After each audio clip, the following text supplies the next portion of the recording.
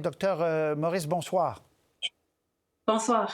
Bon, quand on dit là, que les virus respiratoires, évidemment, c'est important comme cause, que l'influenza est encore en augmentation, ça, ce sont les causes fondamentales, n'est-ce pas?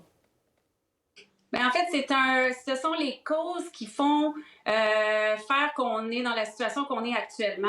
Mais ça met en lumière le fait que le réseau, il est étiré au maximum, presque en tout temps. On a vu des chiffres comme ça même à l'automne, mais quand vient une vague de virus respiratoires, 2 puis 3 en même temps, qui frappent des patients vulnérables qui sont obligés de rester à l'urgence, mais là, on voit que ça donne la situation qu'on a actuellement, puis qu'on a eu là pas mal dans le dernier mois aux urgences. OK. L'influenza, ça va aller en augmentant, donc c'est pas une bonne nouvelle? Non. OK. Donc, effectivement, ça va augmenter. Bien, c'est ce qu'ils semblent nous dire là, selon les chiffres. Ouais. Puis on voit les patients sur le terrain aussi malades avec l'influenza que la COVID, quand ce sont des patients plus vulnérables avec des maladies chroniques.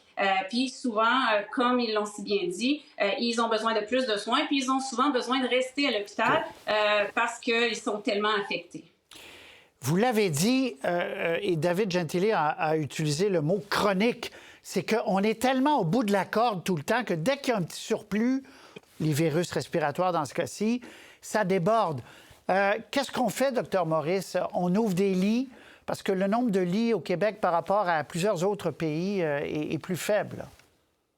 Effectivement, là, quand on se compare à d'autres pays similaires, même dans l'ensemble du pays, pas juste au Québec, on voit que notre capacité, elle est plus faible en termes de réseau à tous les niveaux, là, soins de longue durée, lits hospitaliers. Donc ça, au moyen-long terme, c'est une solution qu'on doit absolument mettre en place, puis avoir plus de personnel dans le réseau, puis plus de capacité dans le réseau.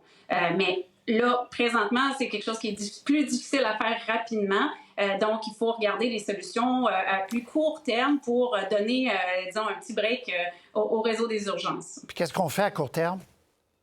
Bien, à court terme, il y a plein de solutions qui ont été mises de l'avant. Il y en a même qui avaient été mises sur papier l'année passée par la cellule de crise. Il y a plein de solutions. On a parlé de solutions en amont, en aval. Le ministre a parlé des plans de surcapacité aujourd'hui en disant, écoutez, la pression, là, quand ça refoule aux urgences, c'est une pression énorme.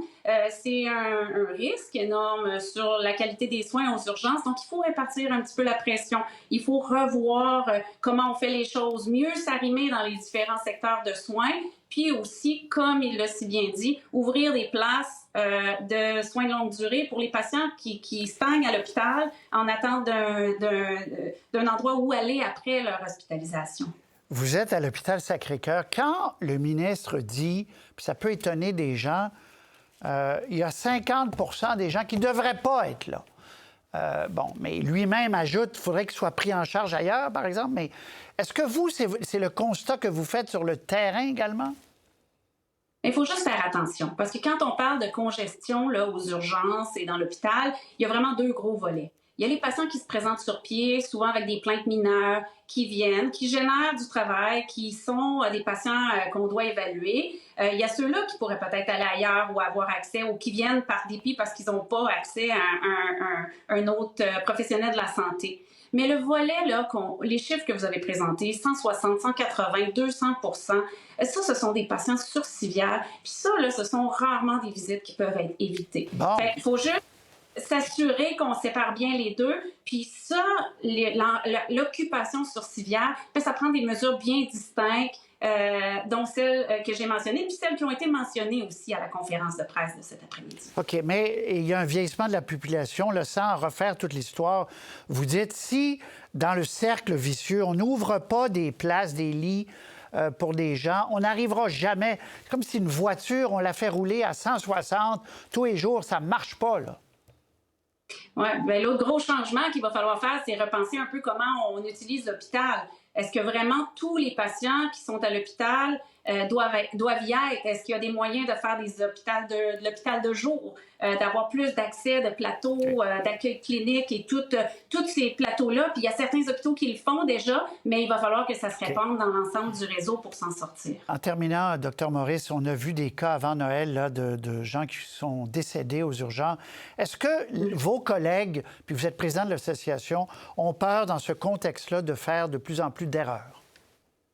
Oui, bien en fait, c'est pas tellement de faire des erreurs, c'est de réaliser qu'on n'a pas ni soit les ressources ou la capacité de donner les soins pour lesquels on a été formé, pour lesquels on sait, on a les outils, on a la technologie, on a les connaissances pour bien soigner les patients. Puis là, on se retrouve avec, tu sais, en anglais, on dit gridlock. Là. On est bloqué partout, puis on peut pas donner des soins adéquats et sécuritaires parce que il y a trop de patients un peu partout.